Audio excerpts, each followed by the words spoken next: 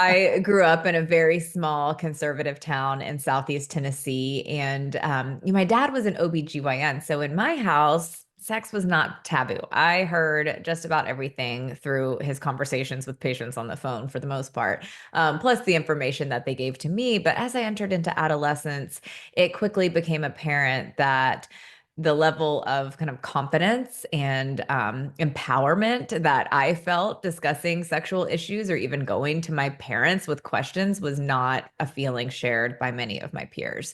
And so they would come to me and, kind of ask me like, is this normal? Or what do you think of this? Or could you ask your dad? Would that be weird? And it wasn't weird for me. And, so I think that's why I say from an early age, I was probably helping people in that department a bit more than I was qualified to do.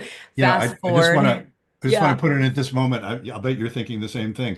So, when I read your book, I was Uh-huh. noting we immediately thought of the series Sex Education. Do you know that series? It was a British I series. know that series. I still haven't watched it, even though everyone tells me I need to watch it. It's But about yes, That you. sounds like yeah, you.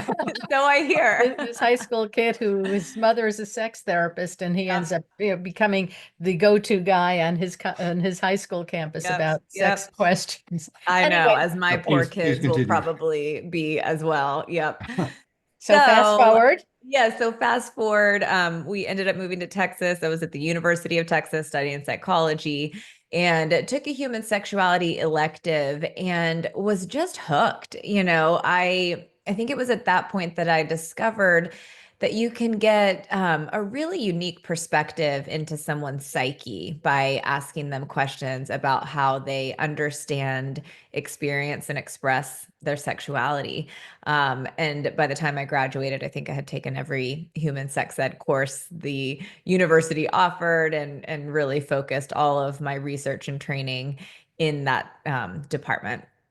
And then I moved back to Houston and hung up my shingle. And at that time, there I was one of like three certified sex therapists in a city of 4 Wow. million people.